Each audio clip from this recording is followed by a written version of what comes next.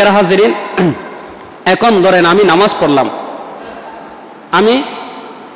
পড়লাম, কিন্তু নামাজ পড়ার পরে আমল, নামাজ এটা কি আমল, এই আমলটা কবুল হওয়ার জন্য কিছু বিষয় আপনাকে হেফাজত করতে হবে। হুজুর বলেছিল যে আপনার জবান, এটা হচ্ছে গুরুত্বপূর্ণ, আপনার জবান হেফাজত করতে হবে। তবে এই ক্ষেত্রে আমি কয়েকটি বিষয় খোলাসা করে দিব। মিথ্যা, 3 জায়গায় মিথ্যা বলা জায়েজ। কয় জায়গায়?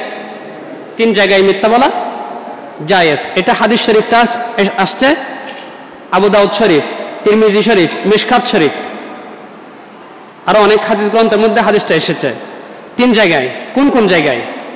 1 নম্বরে 2 ব্যক্তির মধ্যে মীমাংসা করে দেওয়ার জন্য, 2 ব্যক্তির মধ্যে মীমাংসা করে দেওয়ার জন্য। যেমন হাদিসে পাকের মধ্যে বলেছে লাইসাল কাযাবুল লাযী ইউসলিহু বাইনান নাস, ওই ব্যক্তি মিথ্যুক নয় যে লোকদের মধ্যে মীমাংসা করে। অর্থাৎ মীমাংসার জন্য কোন একটা মিথ্যার আশ্রয় নিতে হলে ওটা কি নয়? মিথ্যা নয়।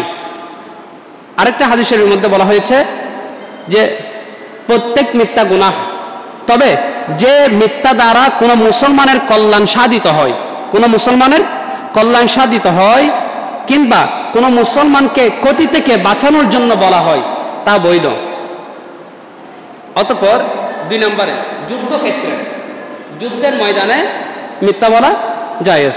3 নম্বরে স্বামী স্ত্রী পরস্পরের নিকট, অর্থাৎ একে অপরকে খুশি করার জন্য প্রশংসনীয় মিথ্যা বলা জায়েজ। এই 3 জায়গায়। এটা হচ্ছে হাদিস দিয়েছি মিশকাত শরীফ, দাউদ শরীফ, তিরমিজি শরীফ, আরো অনেকগুলো হাদিসের মধ্যে আছে। তবে এখন কথা হচ্ছে, তবে মিথ্যা ধ্বংস করে, আল কিযবু যুনুব, মিথ্যা পাপের মূল। এই ক্ষেত্রে আমাদেরকে মিথ্যা বলতে, মিথ্যা জায়েজ বলে যেখানে সেখানে বলে ফেলবো এটা নয়। কারণ আল কিযবু যুনুব, মিথ্যা হচ্ছে পাপের মূল। মিথ্যা হচ্ছে কি? পাপের মূল। যে ব্যক্তি মিথ্যা সবসময় মিথ্যা বলে, সেই ব্যক্তির আমল আল্লাহ দরবারে কি হবে না? গৃহীত হবে না, কবুল হবে না। এই 3টা জায়গা ছাড়া অন্য কোনো জায়গায় মিথ্যা বলা যাবে না। সেই জন্য রাসূল পাক সাল্লাল্লাহু আলাইহি ওয়াসাল্লাম হাদিসে পাকের মধ্যে বলেছেন আস-সিদকু ইউনজি ওয়াল কিযবু ইউহলিক, সত্য মুক্তি দান করে আর মিথ্যা ধ্বংস করে। তবে কয়টি জায়গায় জায়েজ? 3টি জায়গায়। 3টি জায়গাগুলো কি কি বললাম? 2 ব্যক্তির মধ্যে মীমাংসা করার জন্য, 2 নম্বরে যুদ্ধক্ষেত্রে, 3 নম্বরে হচ্ছে স্বামী স্ত্রী পরস্পরের প্রশংসনীয় ভালো কথাগুলো, এগুলো এই অর্থাৎ স্বামী স্ত্রীকে, স্ত্রী স্বামীকে বলার মধ্য দিয়ে একটা আনন্দ করা, এই ক্ষেত্রে এটা কি হবে? জায়েজ হবে।